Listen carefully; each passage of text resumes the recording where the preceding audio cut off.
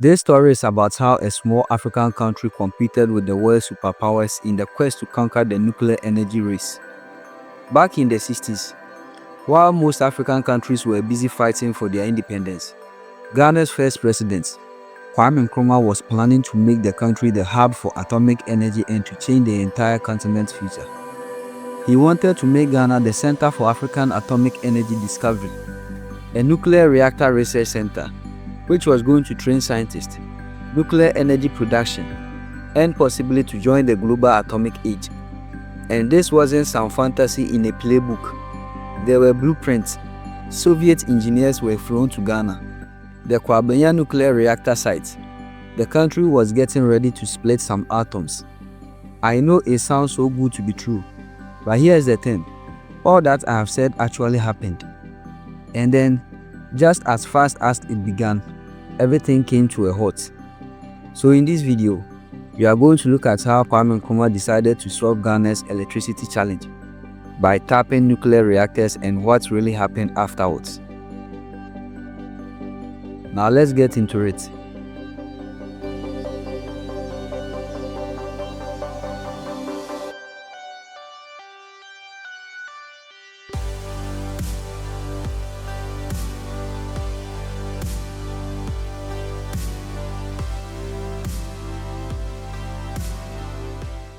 When Ghana finally broke free from the British in 1957, the air was electric.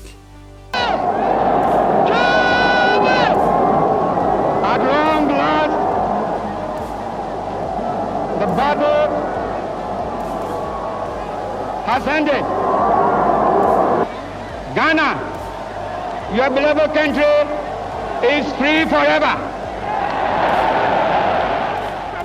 All that jubilations meant one thing: Ghana had risen. But for Kwame Nkrumah, freedom was only step one. He looked at the world and saw something deeper. Power didn't just come from armies or speeches. It came from revolutions, inventions and innovations. It came from science. And because he had plans to industrialize the country, he needed another source of power aside the hydroelectricity which was produced at Akosombo. Nkrumah started laying the groundwork for what he called scientific socialism. And with this, his government established the Ghana Atomic Energy Commission at Kwabenya in 1963 to spearhead research in nuclear science, with the ultimate aim of generating clean and stable energy for Ghana's growing industries and its emerging cities. He called it the Ghana Atomic Energy Project. To Nkrumah, the Atomic Energy Project wasn't about warfare. It was about light to villages and progress for Africa. The state invested in training young Ghanaian scientists abroad, acquiring nuclear research reactors, and to position Ghana as a pioneer of scientific development on the continent. The reactors were supposed to be ready by 1966, as stated in a speech by Nkrumah on 25 November 1964. This was the same time the US and the Soviet Union were locked in a nuclear arms race. And yet, here was Ghana talking about using the atom to power hospitals, factories and farms. Now pause for a second and think about it. An African nation, barely a decade old, dreaming of nuclear power, while even some European countries hadn't dared to try. That's how far ahead Nkrumah was thinking. But why did Nkrumah believe Ghana could pull this off? And what exactly happened with this bold vision? That's where the real story begins.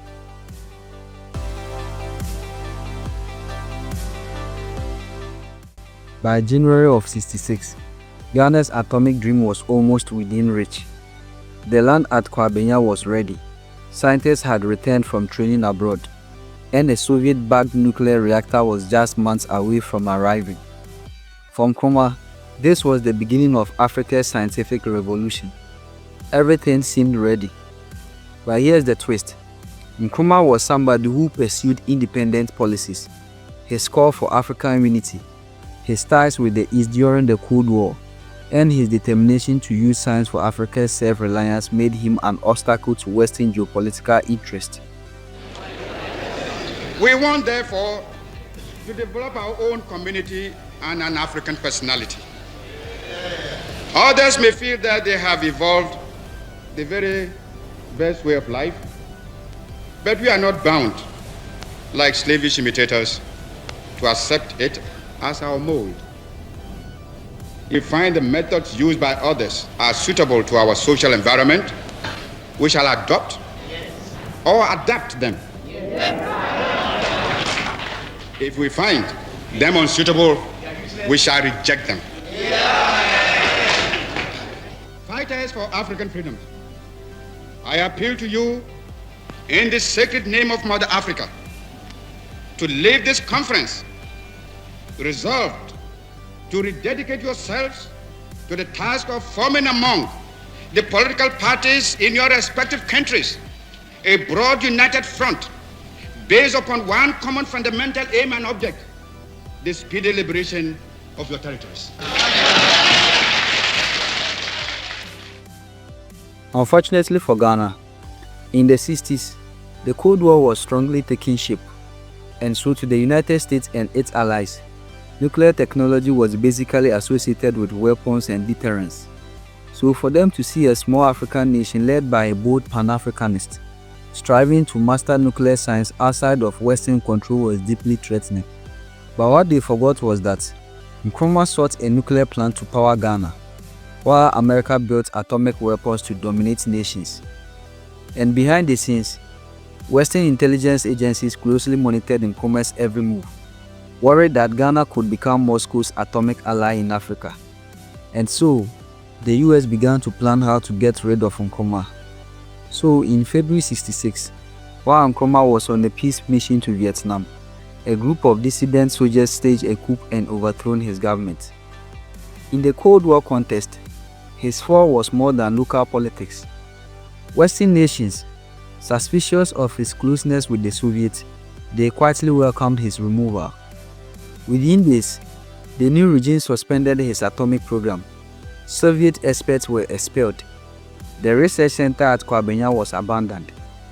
In a single night, years of planning, the reactor, the research, the vision, all collapsed.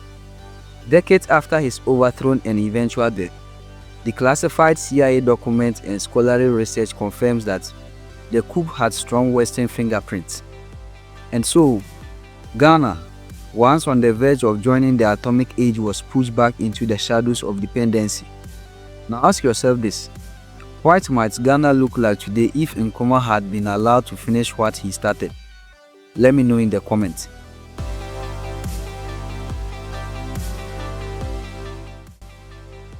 For years, the site lay abandoned, but time has a way of circling back to bold ideas. In December 94, decades after his removal, Ghana's scientists, many of whom had been trained under Nkrumah's programs, quietly picked up where he left off. Ghana finally launched the Ghana Research Reactor 1 at the same Kwabenya Nuclear Reactor project site, a 30 kilowatt tank in pool, which is classified as a miniature neutron source reactor. It wasn't the grand Soviet-built power reactor Nkrumah had imagined, but a smaller research reactor used for medical, industrial, and educational purposes. In 2006, the Graduate School of Nuclear and Allied Sciences was created by the Ghana Atomic Energy Commission with the support of the International Atomic Energy Agency and the University of Ghana. Between 2015 to 2019, Ghana's plans to establish a nuclear power program saw the most progress. The country took a crucial step towards creating a progressive nuclear power program, which saw the inauguration of Ghana's Nuclear Energy Program implementation and the Ghana Nuclear Power Program Organization, which the latter was in September 2012. The GNPPO has been tasked with coordinating the activities of all stakeholder institutions involved in the planning of the nuclear power program. And with it, Ghana's atomic future became one of the greatest what-ifs in African history, because in many ways, the legacy wasn't about the reactor itself. It was about belief. The belief that a small African nation could think beyond survival and dream of shaping its own future. Nkrumah's atomic dream might not have exploded into power plants and shining cities, but its energy still lingers. In every young Ghanaian engineer, every African scientist pushing boundaries, every nation daring to innovate despite the odds, This story will seek to motivate you to press on. And that's the power of vision. It doesn't vanish when the man falls. It just waits for someone else to light the fuse again.